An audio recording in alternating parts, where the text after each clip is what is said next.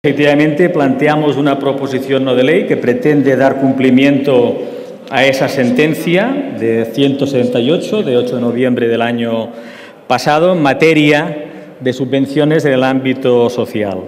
Este no es un tema ni mucho menos nuevo en esta Cámara. Le hemos discutido en numerosísimas ocasiones, fruto de iniciativas parlamentarias de prácticamente todos los grupos de la Cámara, con un éxito hasta el momento perfectamente descriptible, y la presentación de esta proposición no de ley es el ejemplo del mismo.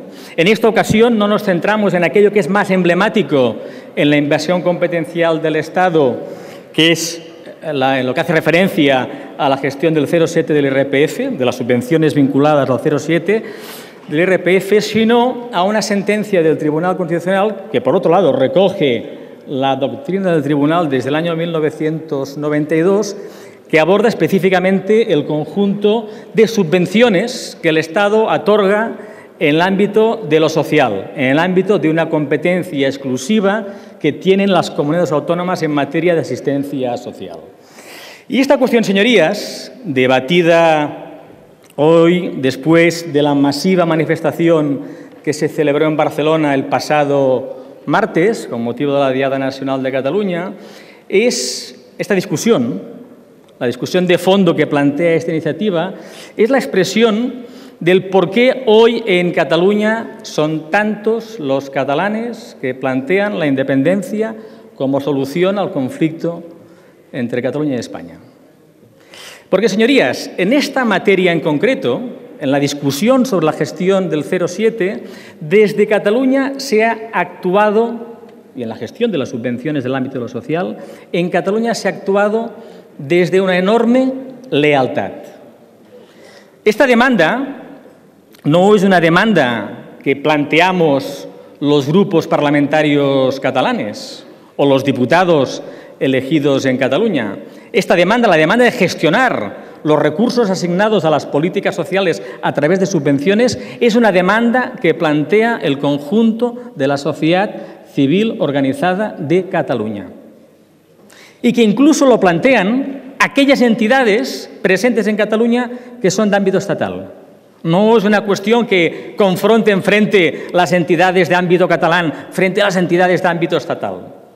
Es esta una cuestión que hace consenso político en Cataluña, porque el pleito legal en el Estado no tan solo lo han planteado gobiernos de Convergència i Unió, sino también lo han planteado los gobiernos de la coalición del Partido Socialista, de Iniciativa y de Esquerra Republicana de Cataluña.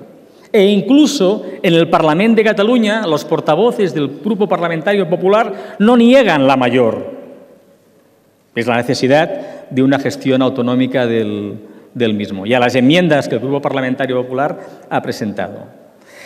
No es tan solo que sea un consenso social y de que exista un consenso político, sino que desde Cataluña se ha intentado ofrecer una solución que mantuviese también una gestión de estos recursos por parte de la Administración General del Estado, reconociendo la existencia de organizaciones de ámbito estatal. Y fuimos extremadamente generosos cuando la asignación tributaria subió al 0,7% del IRPF y llegamos a plantear un acuerdo, señorías, para repartir el 50% de ese incremento. Fue una propuesta que nació desde Cataluña, desde la confianza en que era posible resolver esa cuestión. Y eso también fue explícitamente rechazado por la mayoría entonces del Grupo Socialista, con el apoyo del Grupo Parlamentario Popular. Ha habido acuerdo, ofertas de acuerdo, de pacto para resolver este contencioso. Y además, señorías, las sentencias de los tribunales son absolutamente inequívocas. En concreto, la sentencia que hoy exigimos que el Gobierno le dé cumplimiento afirma que sobre la materia de asistencia social el Estado carece de título competencial propio. Y continúo diciendo, y leo, que el Estado puede intervenir legítimamente en la materia de asistencia social, aun sin título propio específico o genérico, a través de políticas subvencionales.